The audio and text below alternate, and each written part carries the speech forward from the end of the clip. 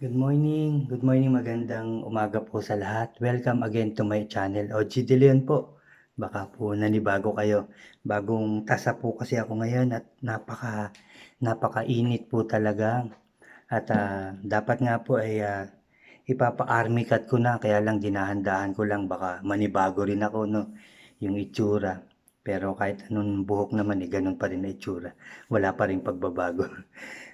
Welcome po ulit sa aking channel ngayong umagang ito. Ngayon po ay babasahin natin ulit ang Proverbs o ang Kawikaan.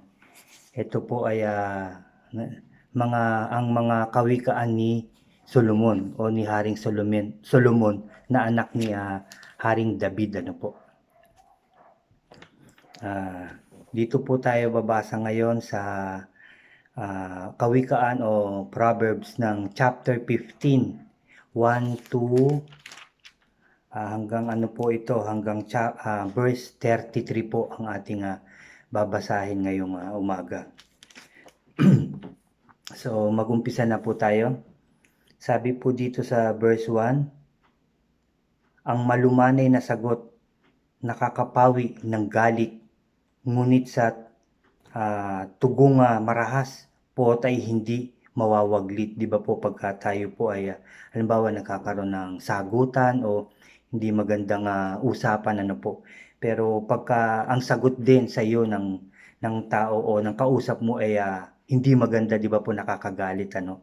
Pero kung maayos naman siya magpaliwanag, marahan siya magsalita, nakakapawi po yun ng galit, di ba po. So dapat maging ganun po tayo, na kapag alam natin na ang isang tao ay ang kausap natin, halimbawa na mahal natin sa buhay o kaibigan man o sino man yan, na mataas na magsalita, wag po rin natin siyang sasagutin ng mataas o hindi maganda.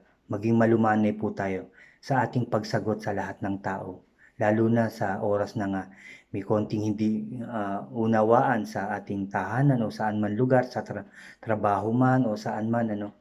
Maging maayos at malumanay po yung ating isasagot sa bawat kausap natin, ano, para po yun ay mapawi ang kanyang galit. Kahit sa atin din, nawa ang isasagot din sa atin ay yung malumanay naman at maayos na salita, para mapawi din yung ating sama ng loob o yung ating galit, ano po. Sabi pa dito, ang dila ng may unawa ay nagbubunga ng kaalaman. Ngunit ang bibig ng mangmang ay bukal ang kahangalan, no? Pagka yun nga po yung pinag-usapan natin dati na tungkol din dito sa kawikaan, ano, yung tungkol sa yung mangmang po na sinasabi dito sa Biblia, maraming beses po siyang binanggit dito sa Proverbs, ano, o kawikaan, yung pagiging mangmang ng tao, ano po. Yun nga po yung walang nalalaman sa salita ng Diyos, ano po. At yun nga po yung kamangmangan na hindi sinusunod ang mga salita ng Diyos, mga kautusan ng Diyos, mga katuruan ng Diyos. Yun po ay tinatawag dito sa kawikaan na mangmang po, ano. Medyo madilim po ang aking video. Pasensya na po kayo. Sabi pa po dito sa verse 3, ang paningin ni Yahweh ay nakatuon sa lahat ng lugar, kahit saan man, buong daigdig, buong mundo, nakatingin po siya sa atin lahat. Sabi niya, ang masama at mabuti ay pawang minamasdan niya, nakatingin siya kahit kaninong tao. Pero syempre, mas nalulugod ang ating Diyos dun sa mga sumusunod sa Kanya, di ba? Sumusunod at nakikinig sa Kanya mga katuruan, no, mas maganda ang Kanyang tingin dun sa mga taong ganon, kaysa sa mga hindi sumusunod at sumusuway sa Kanya. Sabi po, verse 4, ang maghiliw na salita ay nagpapasigla sa buhay, ngunit ang matalas na pangungusap ay masakit sa kalooban. Tama naman po, di ba? Kapag nakakapagsalita tayo ng hindi maganda sa ating mahal sa buhay, sa ating kapwa, nasasaktan po siya. Pero kung malumanay, marahan at maayos ang ating pananalita, ay nagiging maayos po ang lahat, hindi ba? Yun po ang tinuturo ngayon dito sa ating binabasa at dito sa Proverbs, yung pagiging mahinahon, pagiging masunurin, pagiging tapat, no? Yung hindi mayabang, hindi palalo, yun po ang laging binabanggit dito, yung pagiging mangmang dapat mawala sa lahat ng tao na ginawa ng ating Diyos, ano? At sabi pa dito sa 5, di pansin ng mangmang ang turo ng kanyang ama.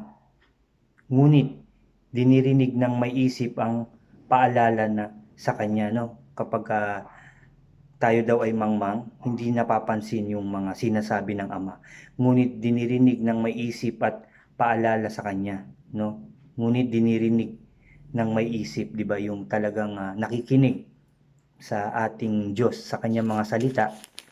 Kung dinirinig natin ang kanyang mga salita ay, ngunit dinirinig ng may isip ang paalala sa kanya, no? Kung tayo may isip, kung hindi tayo mangmang na sinasabi dito sa Proverbs, makikinig tayo sa katuruan ng Diyos o sa mga payo ng ating mga mahal sa buhay, no? Makikinig tayo.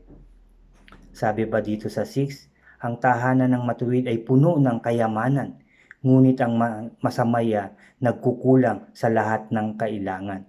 Ulitin ko lang, ang tahanan ng matuwid ay puno ng kayamanan. Kung matuwid ko, simple man lang ang ating bahay, hindi naman magara, hindi naman tayo punong-puno ng gamit o kasangkapan dito sa ating tahanan.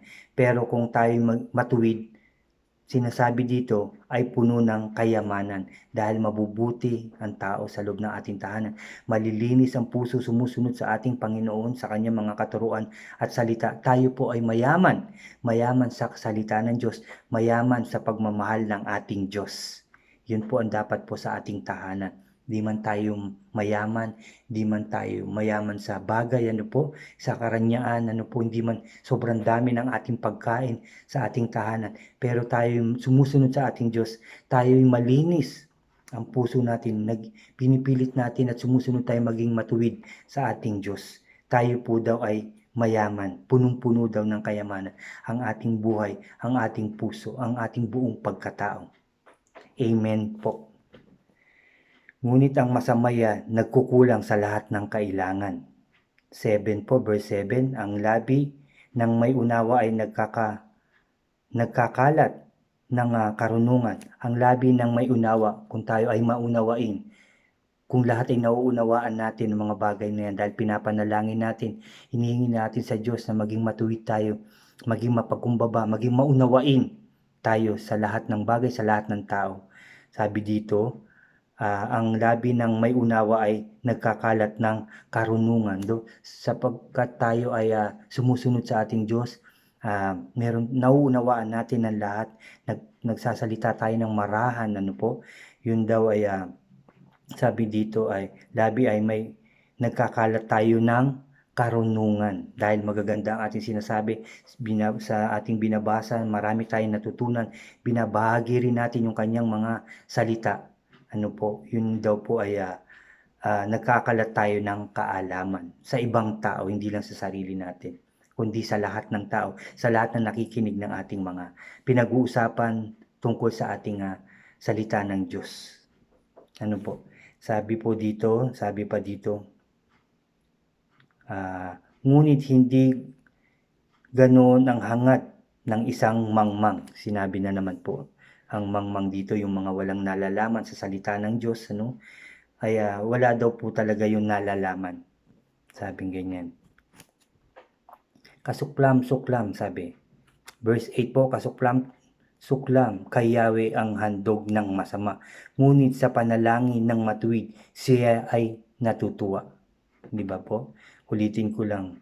Kasuklam kay Yahweh ang handog ng masama. Ngunit sa panalangin ng matuwid, siya ay natutuwa. Lagi siyang natutuwa. Dahil nananalangin ang mga taong totoong sumusunod sa Kanya.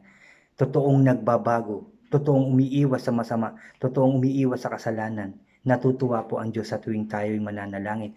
Dahil hinihingi natin ng tulong at gabay ang ating sarili na maging mabuti una sa ating Diyos, sa ating pamilya at sa ating kapwa. Kaya ang Diyos ay nalulugod sa atin sa tuwing tayo ay mananalangin. Siguradong pakikinggan niya po tayo dahil tayo sumusunod sa Kanya, dahil tayo nagtitiwala sa Kanya. Sabi pa po dito sa 9, Sa gawaing masama si Yahweh ay namumuhi, ngunit kanyang minamahal ang sa katuwiran lumalagi. Ulitin ko lang, sa gawaing masama si Yahweh ay namumuhi. Nagagalit ang Diyos, totoo naman, kahit sino naman sa gawaing masama, lalo na ang Diyos, namumuhi siya, nagagalit siya. Ngunit kanyang minamahal ang sa katuwiran lumalagi, dahil lagi tayo nasa katuwiran, sumusunod tayo, iniiwasan natin ang gawang masama, nalulugod sa atin ang ating Diyos.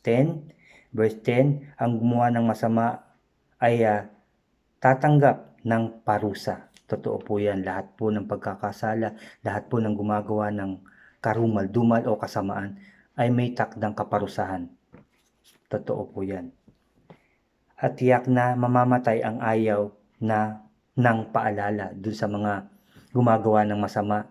Tapos ayaw pang makinig sa ating mga sinasabi, no? Sa mga ating sinasabi sa kanyang magagandang bagay na iwasan ng masama, ang kasalanan. Yun daw po ang mangyayari doon. Ang tiyak na mamamatay at tiyak na mamamatay ang ayaw ng paalala. 11, kung paanong ang daigdig ng mga patay ay hayag kay Yahweh, ang laman ng puso sa kanya'y di makukubli, kung ano man ang laman ng ating puso. Alam po natin yan, sa tuwing tayo may suliranin, iniisip pa lang natin, no? Sasabihin pa lang natin sa ating Diyos, alam na niya ang ating mga suliranin, alam na po niya ang mga nasa puso, ang mga nasa loob ng ating puso, alam na, batid na po yun ng ating Diyos. 12, ayaw mapagsabihan ang mga palalo at sa matatalino'y di hihingi ng payo, di ba po? Yung mga palalo, di ba, yung mga mayayabang, no, yung mga ayaw tumanggap, no, lalo-lalo na halimbawa ay mas marunong yan na magpayo, no, magaling magpayo, maraming nalalaman sa salita ng Diyos. Yung mga palalo daw, yung mga mangmang daw po ay hindi tatanggap ng paliwanag. Hindi siya makikinig sa ating payo, sabi po dito. Sabi po sa 13, ang taong masayahin ay laging nakangiti, ngunit ang may lumbay ay wari bang nakangiwi daw. Ulitin ko lang.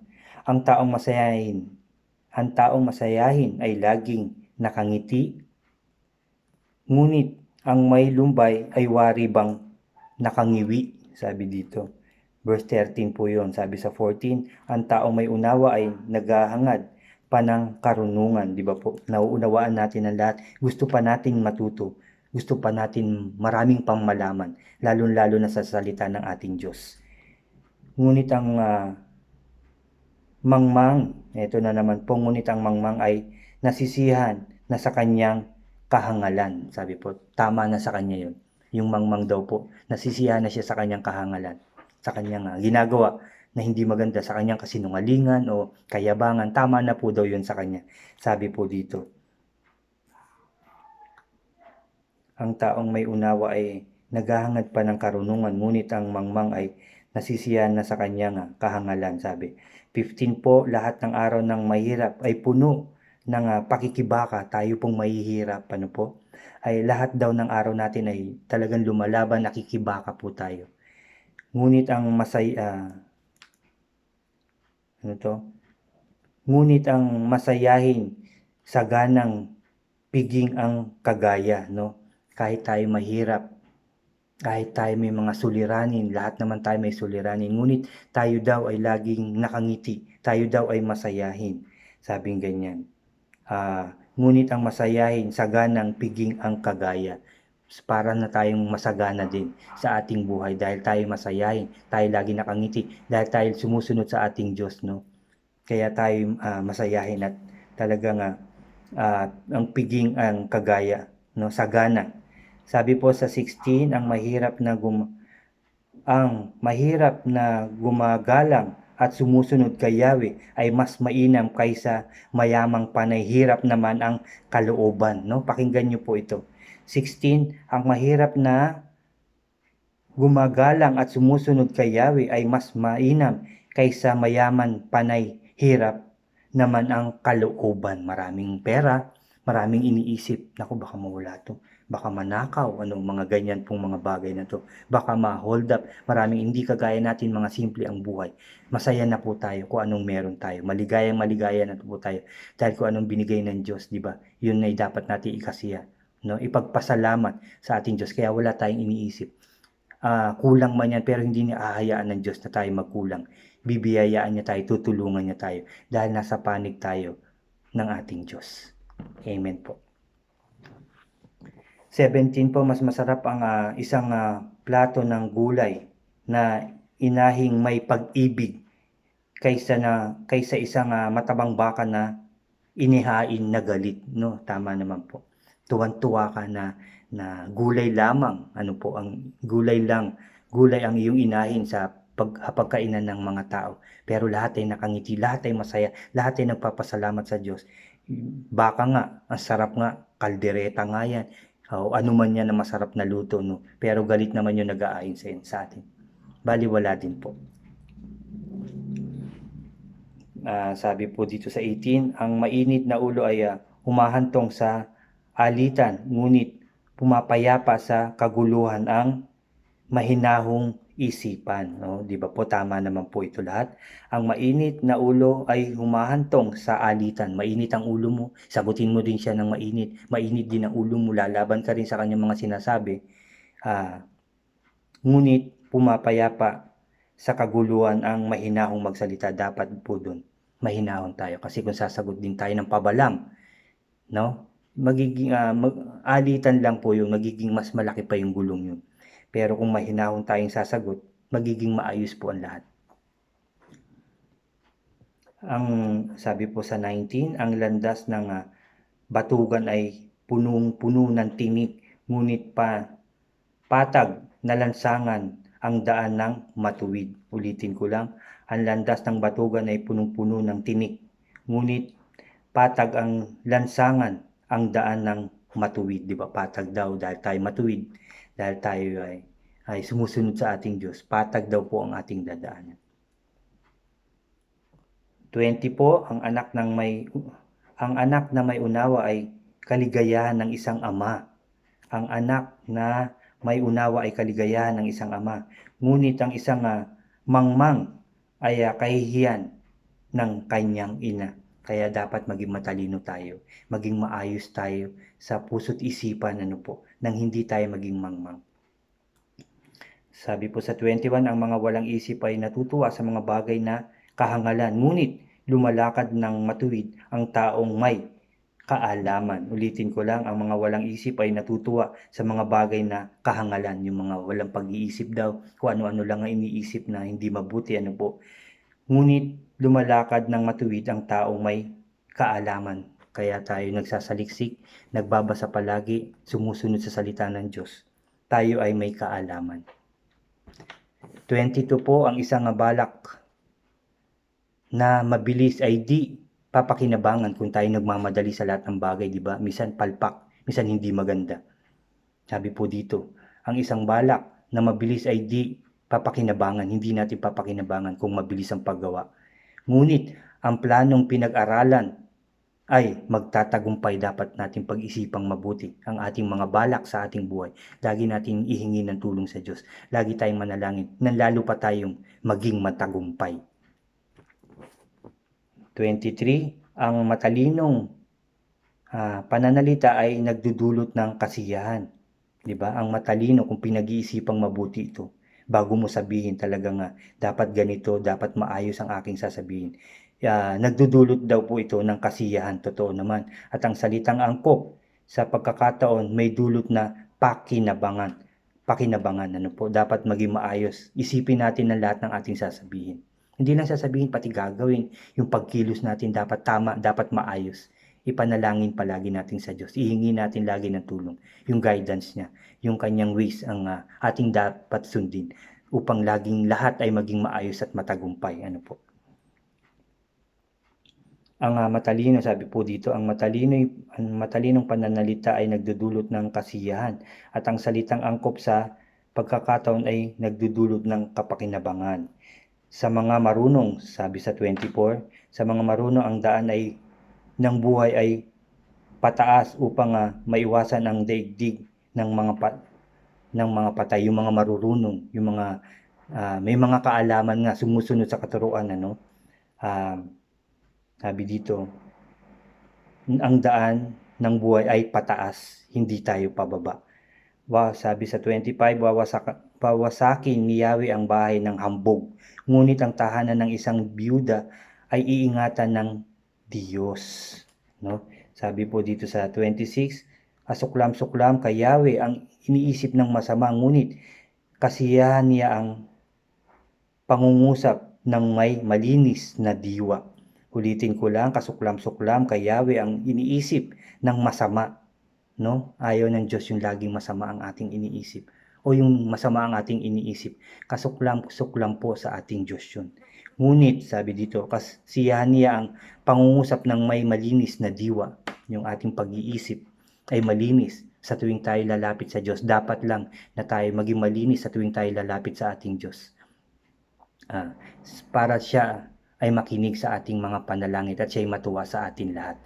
Ano po? Sabi pa dito, yun nga, wawasakin ni Yahweh ang bahay ng hambog, ngunit ang tahanan ng isang byuda ay iingatan ng Diyos. Kasuklam-suklam, kay Yahweh ang iniisip ng masama, ngunit kasiyahan niya ang nangungusap ng may malinis na diwa. Sabi sa 27, ang gahaman sa salapi ay nauuwi sa kaguluhan, ngunit ang tumatanggi sa suhol ay mabubuhay ng matagal. Ulitin ko lang, ang gahaman daw sa salapi ay nauuwi sa kaguluhan, di ba? Sugapa ka sa salapi, gahaman ka sa salapi, kaguluhan ang mangyayari. Ngunit ang tumatanggi sa suhol ay nabubuhay ng matagal. 28, tinitimbang ng matuwid kung ano ang sasabihin, ngunit di na iniisip ng masama ang kanyang sasalitain. Kung di ba tayo nasa matuwid, iniisip natin at tinitimbang natin yung ating dapat sabihin sa kapwa natin, ano, upang maging maayos ang lahat. Ngunit sa hindi daw matuwid hindi daw ganun sila magsalita. Ngunit ang panawagan ng masama ay hindi ngunit di iniisip ng masama ang kanyang iniisip, yung sa masama. Sabi po sa 29, ito po, pakinggan niyo po, verse 29, pinapakinggan ni Yahweh ang daing ng matuwid, ngunit ang panawagan ng masama ay hindi dinirinig. No? Dahil tayo nasa Diyos, lumalapit tayo ng tama at matuwid sa ating Diyos. Nakikinig tayo sa mga katuruan. Papakinggan ng Diyos yung ating panalangin. Sabi po yan dyan sa 29. Pinapakinggan ni Yahweh ang daing ng matuwid, ngunit ang panawagan ng masama ay hindi dinirinig. Ang masayang ngiti sa puso ay kasiyahan, at ang mabuting balita ay may dulot na kalusugan. Pakinggan niyo po. Ang masayahing ngiti sa puso ay kasiyahan. Kung tayo laging masaya, lalo kahit hindi lang sa panlabas, pati sa puso tayo maligaya at masaya. Sabing ganyan. At ang mabuting balita ay may dulot na kalusugan, magiging mas malakas. Di ba po, tama naman po yun kung lagi tayong masayahin, lagi tayong nakangiti. Malakas po ang ating katawan. Malusog po tayo. Hindi kagaya ng puro galit. Minsan, naku, baka kung ano pa mangyari dyan, puro sama ng loob, sumisikip ang dibdib, di ba po, maraming nangyayari. Kaya tayo dapat maging maligaya dahil tayo nasa Diyos na. Tayo laging lumalapit sa ating Diyos. Tayo sumusunod sa ating Diyos. Maging panatag na tayo, maging maligaya na tayo, maging maayos na tayo. Dahil hindi tayo pababayaan ng ating Diyos. Sabi pa dito sa 31, ang marunong makinig na sa paalala ay mayroong unawa at mabuting pasya. Ang marunong makinig sa paalala ay mayroong unawa at mabuting pasya. Di ba, nakikinig tayo, kaya ang pagpapasya natin ay maayos at mabuti at siguradong tagumpay. Lastly, 33 po, ang paggalang at pagsunod kay Yahweh. Pakinggan niyo po ito, verse 33. Ang paggalang at pagsunod kay Yahweh ay nagtuturo ng karunungan.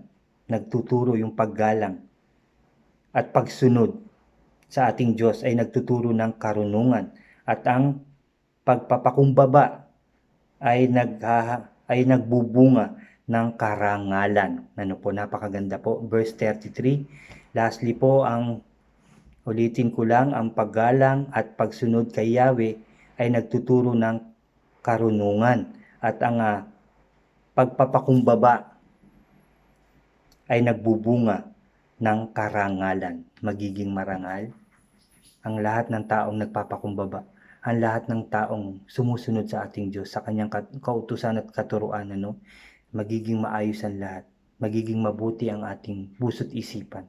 Hindi niya tayo pababayaan. No? Napakarami po nating natutunan na naman ngayong umagang ito sa Kawikaan o Proverbs po ang ating binasa. At yun nga po, hindi tayo pababayaan ng Diyos kung puro kasiyahan lamang, dahil ang salita ng Diyos ay nagdudulot ng kasiyahan, kaayusan, katahimikan, no? Katagumpayan ng bawat isa, at nagbibigay daw po ng karangalan sa ating lahat. Sa pagsunod sa ating Diyos, sa pakikinig sa ating Diyos, sa katuruan niya tayo ay nananalig, doon lang tayo nakasandal, no? Yun ang ating isinasapuso, lalo na isinasabuhay ang mga katuruan ng ating Diyos, ang mga salita ng Diyos. Tayo mamumuhay ng mas maayos, mas malakas. Di ba po? Sabi nga dito, lagi nakangiti, masigla, malusog tayo. Magiging matagumpay po tayo. Dahil tayo po ay nasa sa Diyos, lumalapit ng totoo, ng taos puso at kaluluwa, sumusunod at umiiwas na sa pagkakasala. Amen and amen. Salamat sa Diyos. Salamat sa kanyang salita na binigay na naman sa ating ngayong umaga nito. At tayo po ay manalangin. Magsiyoko po tayong lahat. Ihanda natin ang ating puso't isipan sa pakikipag-usap na naman sa ating Diyos. Yes, Lord. Hallelujah, Lord. Hallelujah, Jesus. Hallelujah, Holy Spirit. Ama namin sa langit, marami pong ulit salamat sa iyong mga salita na aming nabasa ngayong umaga. Sa iyong mga salita na nagbigay pag-asa na naman sa amin. Nagbigay katuwiran sa amin. Nagbigay karunungan.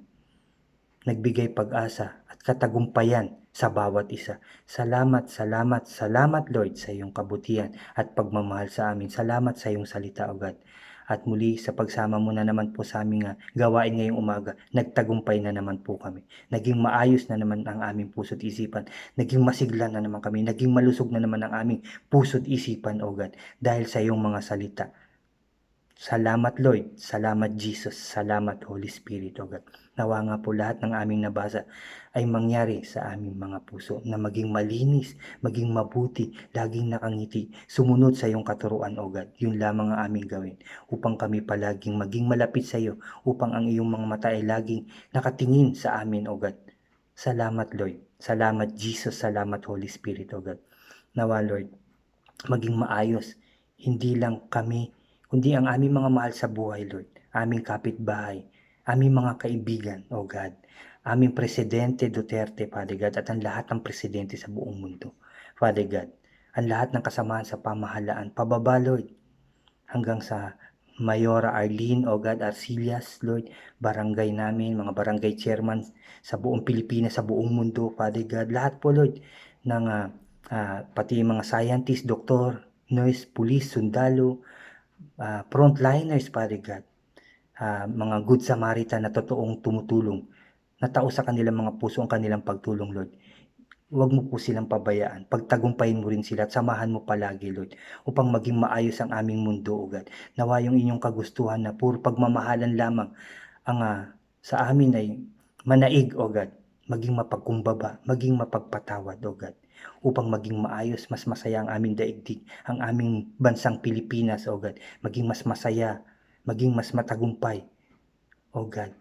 Huwag mo kaming pabayaan, samahan mo po kami palagi. Yung katuruan mo po nga ay aming maisabuhay palagi, isipin araw-araw, oras-oras. Isama namin sa aming pamumuhay. Kahit na kami natutulog, isip-isipin namin ang iyong mga makapangyarihan salita, ang iyong mga mabubuting salita, upang kami palagi ay maging matagumpay, O God. Salamat Lord, salamat Lord, salamat Jesus, salamat Holy Spirit, dahil ang labang ito, Lord, ay hindi mo kami pababayaan, sasamahan mo kami at mangunguna ka sa laban to. We claim it, Father God, inaangkin na namin ang katagumpayan ng laban nito. Magtatagumpay po ang buong Pilipinas, magtatagumpay po ang lahat ng totoong sumusunod sa iyo, ang mga taong may takot sa iyo, Lord. magtatagumpay po ang lahat ng tao in Jesus name, O God. In Jesus name, magiging maayos na ang buong daigdig, ang bansang Pilipinas. Magiging maayos na, masaya, masagana, at matagumpay, O God. Thank you, Lord. Thank you, Jesus. Thank you, Holy Spirit, O God. Muli, Lord, i-bless mo po kami lahat. Ilayo kami lahat sa anumang kapahamakan, karamdaman, tukso at gawa ng kaaway, O God. Dahil lang yung pag-ibig ay hindi nagbabago, O God. Kaya kami magiging maayos, O God. Thank you, Lord. Thank you, Jesus. Thank you, Holy Spirit, O God. Thank you, Father God, for all the blessings every day. At sa mga blessings pang ipagkakaloob mo po sa amin. At sa katagumpayan pang ipagkakaloob mo sa bawat isa sa amin. Salamat, salamat, Lord. Salamat, Jesus. Salamat, Holy Spirit. Pinupuri ka namin, pinasasalamatan, sinasamba, O God, at dinadakila sa tanging pangalan na aming Panginoon sa Kristo na aming tagapagligtas. Ang lahat ay magsabi ng Amen and Amen and Amen. Salamat po, salamat sa pagsama nyo na naman sa ating Bible reading ngayong umagang ito. Madilim pa rin po yung aking cellphone, no? Pasensya na po kayo. At nawa sa susunod may maayos na liwanag naman sa aking cellphone. Ano po. Kasi nakapatong lang po siya talaga. Wala pa po akong tripod. Pinatong ko lang siya sa lamesa. Nakasandal lang po siya sa isang patungan din o lagayan. Ano po. Para hindi siya matumba or umusog. Ano po. Pasensya na po. Pero ang mahalaga naman ay yung salita ng Diyos. Hindi pa po. Hindi naman yung konting may maingay na konti o medyo madilim na konti. Ang importante, yung nakapakinig tayo ng salita ng Diyos ngayong umagang ito. Yun po ang mas importante sa ating buhay.